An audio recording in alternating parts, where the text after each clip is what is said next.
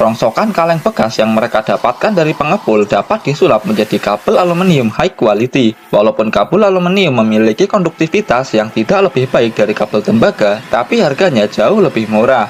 Kumpulan kaleng bekas yang dipacking di dalam karung goni jumbo menjadi bahan dasar untuk proses daur ulang. Kaleng harus dipastikan dalam keadaan kering dan kosong, karena jika terlalu banyak cairan di dalam kaleng, maka timbangan rongsok akan jauh lebih berat dan itu akan sangat merugikan pembeli. Kaleng bekas kemudian dibakar di dalam tungku yang berisi export. Skill 1 export dengan stak maksimum mampu melelehkan kaleng dengan cepat. Plier ini memiliki tugas untuk memastikan semua kaleng masuk ke dalam tungku melalui lubang kecil yang terlihat seperti gerbang lain menuju neraka. Pekerjaan ini tidaklah mudah. Dia harus menahan panasnya kobaran api dengan jarak yang sangat dekat. Oleh karena itu, beliau membutuhkan gamis tahan panas. Fungsinya mirip seperti baju safety pemadam kebakaran. Kaleng yang sudah meleleh di dalam tungku juga harus dikongsrang-kangsreng agar matang, merata, dan tidak gosong sebelah. Serbuk flux dalam jumlah yang tertakar dicampurkan di dalam proses peleburan. Serbuk ini sangat berperan penting untuk memastikan aluminium yang terbentuk setelah dilebur memiliki kualitas yang bagus. Pastikan semua material di sekitar lubang dimasukkan semua tanpa terkecuali sampai ke titik atom paling kecil sekalipun.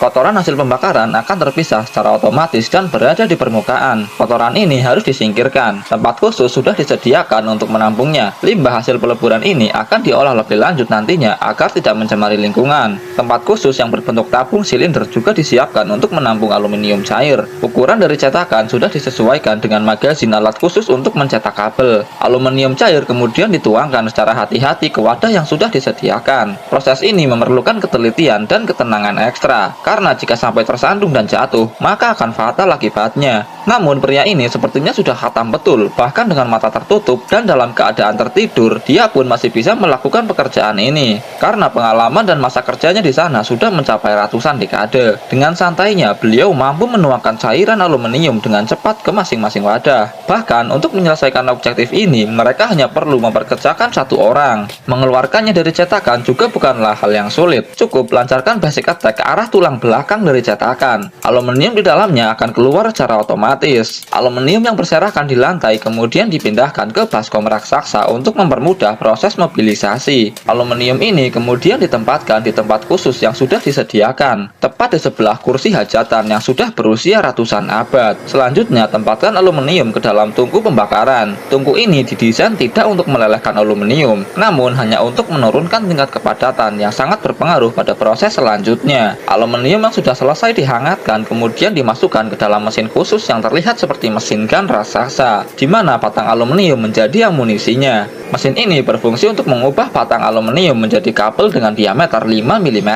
Plier yang menjoki mesin ini tidak menggunakan gamis seperti plier lainnya, karena resiko untuk pekerjaan ini terbilang minim, jadi dia tidak perlu menggunakan baju safety. Mesin canggih ini diimpor langsung dari Cina. Kecepatan produksinya mengagumkan, mampu menghasilkan kabel sepanjang 100 meter per menitnya, tergantung seberapa faseng plier yang menjokinya. Kabel yang keluar dari mesin akan diproses dalam gulungan agar rapi dan menghemat tempat penyimpanan. Anak remaja bahkan sudah memiliki tanggung jawab besar di sana. Dia memiliki tugas untuk memantau jalannya pertandingan. Dengan analisis dan mata biakugan miliknya, semua gulungan yang tersedia dapat dipastikan terisi kabel dengan rapi. Jika ada satu saja lawan yang toksik, maka dia akan langsung menggunakan tang besi di tangannya untuk mengatasinya. Kabel aluminium akan dipotong ketika gulungan sudah penuh. Gulungan ini kemudian dibuka. Terlihat gulungan kabel sedikit berantakan, namun masih dapat terurai dengan mudah. Gulungan ini kemudian dipindahkan dengan angkong ke tempat lain. Jangan pernah menggunakan tangan kosong untuk melepas gulungan ini dari tempatnya, jika tidak ingin tanganmu matang seketika. Di tempat ini, gulungan kabel ditata rapi dan didiamkan beberapa hari untuk menurunkan suhunya. Setelah beberapa hari, pria ini bisa mengangkat gulungan seberat puluhan ton dengan tangan kosong, karena suhunya sudah berada di titik aman. Gulungan ini selanjutnya ditempatkan di tempat khusus. Namun sebelum itu, ujung dari kawat aluminium perlu diluruskan dengan alat khusus. Ujung kawat dijepit dengan kawat yang sudah dikaitkan dengan rantai besi dan ditarik dengan mesin.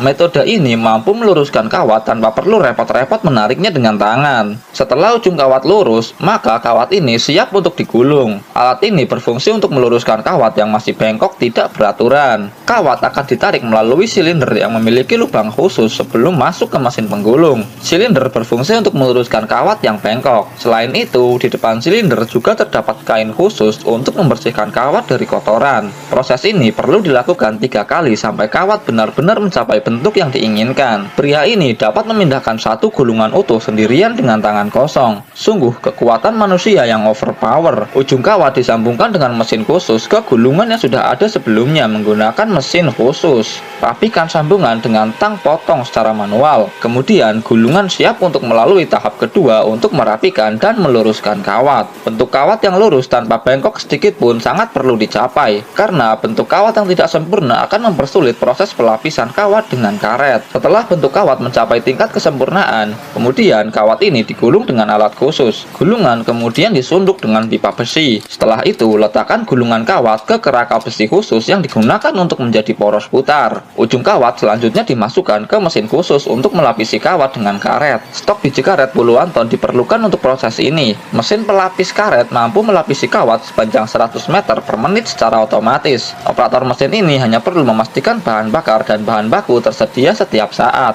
Mesin yang sangat efektif dapat dibuat sendiri oleh mekanik Pakistan. Bahkan mereka menambahkan aliran air di ujung mesin agar mempercepat proses pemadatan dan pendinginan karet. Pria berkulit putih bertugas untuk memastikan kabel yang keluar dari mesin pelapis tidak melilit dan dapat dengan mudah digulung. Pekerjaan yang terlihat sederhana, tapi cukup melelahkan, karena dia harus berdiri sepanjang waktu.